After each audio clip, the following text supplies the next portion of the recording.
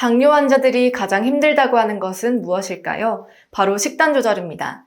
최근 20, 30대 사이에서도 당뇨 환자가 많이 늘어나고 있는 만큼 젊은 청년들 사이에서도 절대 안심할 수 없는 질병으로 보통은 인슐린 호르몬의 분비가 부족하거나 인슐린 작용에 이상이 생겨서 혈액 속에 포도당이 올라가는 경우 나타나는 질병입니다. 치료 방법으로는 내원 치료, 약물 치료 등이 있지만 평소 식습관을 돌이켜보고 개선하는 것이 가장 중요한데요. 하지만 몸에 좋다는 것을 챙겨 먹기가 까다롭고 좋아하는 음식들은 다 당뇨에 좋지 않다고 하니까 식습관 한번 개선하기가 여간 어려운 일이 아니죠. 그래서 우리는 조금 더 간단하면서도 당뇨 환자들이 간단하게 식습관을 개선할 수 있는 방법을 밥에서 찾았습니다. 한국인의 힘은 밥심에서 온다는 말이 있을 정도로 한국의 가정식에서는 밥이 절대 빠질 수가 없죠. 하지만 흰쌀밥은 당뇨 환자들에게 공공의 적이기 때문에 고민하시는 분들이 많으셨을 겁니다. 요즘에는 저당밥솥이나 현미밥으로 대체하시는 분들이 많으시지만 매번 현미와 잡곡을 불리는 과정이 번거롭고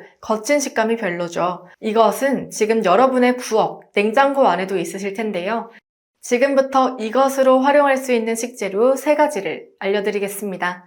첫 번째는 술입니다. 술, 건강의 주족으로 분류되는 술을 밥에 넣으라는 말인가요? 하시며 놀라는 분들이 많으실 거라 예상되지만 술 맞습니다. 특히 소주 같은 맑은 발효 주종들은 액체 상태 그대로 음주하시는 분들이 많으시지만 요리로도 다양한 활용성을 보여주는데요. 소주와 같은 알코올이 있는 맑은 발효 주종들을 모두 사용하셔도 좋습니다. 그렇다면 어떻게 술과 밥이 만나 약이 되는 건지 궁금하실 텐데요. 그것은 바로 술에 들어있는 알코올에 있습니다. 술을 넣어 지은 밥은 일반 밥보다 더 부드럽고 찰진 식감이 특징인데 물보다 낮은 끓는 점 덕분에 더 빨리 끓고 오랫동안 끓게 되면서 현미나 잡곡의 식감을 부드럽게 만들어주는 것이라고 합니다. 평소 잡곡이나 현미의 거친 식감이 싫으셨던 분들에게는 희소식인 것 같습니다. 또 알코올 성분은 우리 몸에 나쁜 영향만을 하는 것이 아니라 생리활성 물질의 소화 흡수를 늦춰주기도 하는데요. 그로 인해 비만이나 당뇨를 예방하는 데 도움을 준다고 합니다. 파스타를 만들거나 스테이크를 구울 때 화이트 와인을 넣는 것처럼 밥에도 소주와 같은 술을 넣는 것이라 생각하시면 되는데요. 밥에서 술 냄새가 날까 걱정된다고 하시는 분들은 평소 바지락 술찜 같은 것을 드셨을 때 술 냄새 맡아보셨나요? 이렇듯 소주 같은 술은 조리하는 과정에서 역한 알코올 향이 날아가기 때문에 냄새는 일반 밥과 전혀 차이가 나지 않는다고 하니까요. 안심하고 드셔도 되겠습니다. 술밥을 짓는 방법으로는 현미나 잡곡을 섞은 밥 1컵 기준, 소주잔 1장 정도 넣어 지으시면 됩니다. 두 번째는 바로 강황입니다. 여러분들 카레 좋아하시나요? 강황이라고 하면 많은 분들이 카레를 떠올리실 텐데요. 사실 시판 카레에는 강황이 그리 많이 함유되어 있지는 않다고 해요.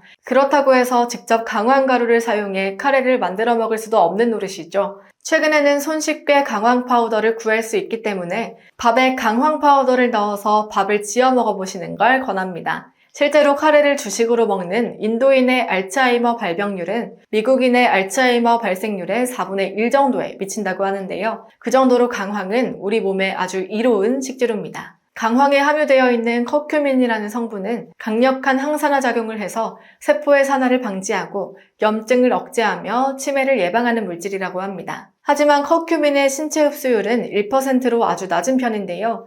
그렇기 때문에 흡수를 돕는 보조식품을 함께 드셔주시면 좋겠습니다. 보조제 역할을 해내는 식품은 바로 올리브유나 들기름 같은 식물성 오일, 그리고 흑우추입니다. 당뇨인들에게 올리브유와 들기름이 좋다는 것은 다들 알고 계시죠? 강황 1스푼 넣은 밥을 짓거나 그 외에도 현미밥을 지을 때 올리브유나 들기름을 1스푼 둘러 짓게 되면 식후 혈당 수치 상승을 억제할 수 있습니다. 강황밥을 짓는 방법은 간단합니다. 쌀 1인분 1컵 기준으로 강황가루와 올리브유 1티스푼씩 넣어 지으시면 끝! 생각보다도 더 간단하게 당뇨와 뇌혈관 질환을 지킬 수 있겠죠? 세 번째는 녹차입니다. 녹차는 세계 10대 슈퍼푸드로 장수의 나라 일본에서는 오차츠케라는 녹차물에 밥을 말아먹는 음식이 있죠. 이처럼 밥을 지을 때 녹차가루 1스푼이면 건강한 식단을 완성할 수 있습니다. 현미에 다량 함유되어 있는 폴리페놀이라는 성분은 항암, 항산화 작용을 하고 혈압과 혈당을 낮춰주고 심장을 강화하는 역할을 합니다. 그 자체만으로도 좋은 현미밥을 지을 때 녹차가루를 넣게 되면 현미의 폴리페놀 성분이 40배 가까이 상승해서 더 흡수가 잘 된다고 합니다. 밥을 지을 때 녹차를 한 스푼 추가해 먹게 되면 항산화 성분이 크게 증가한다고 합니다. 또 폴리페놀은 단백질과 결합해서 항균, 항암작용을 한다고 하는데요. 폴리페놀의 주요 효능에 대해서 알아보면 앞서 설명드린 효능 외에도 우리 몸에서 암세포 억제, 심혈관 건강 증진, 치매 예방, 노화 방지, 콜레스테롤 수치 개선 등을 돕습니다. 또 녹차에 들어있는 카테킨이라는 성분은 식후에 치솟는 당뇨인들의 혈당 수치를 낮춰주기 때문에 당뇨 증상 개선에도 효능이 좋습니다. 특히 레몬보다 5배 많이 들어있는 비타민C 성분과 토코페롤 성분은 피부의 기미나 주근깨 같은 트러블까지 억제하고 불소 성분은 잇몸과 치아를 강화해서 충치 예방에도 도움을 준다고 합니다. 그렇다면 녹차밥은 어떻게 짓는 걸까요? 일단 일반 가정집에서는 녹차가루 혹은 녹차 티백을 많이 드시고 계실 텐데요. 2가지 녹차를 활용해서 만드는 방법을 알려드리겠습니다.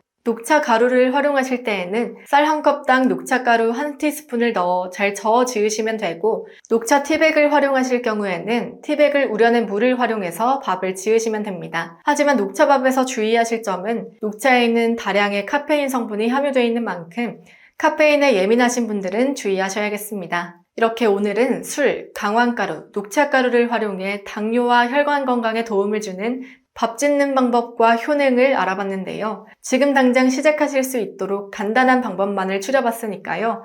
누구든 손쉽게 건강한 밥 지어 드시길 바랍니다.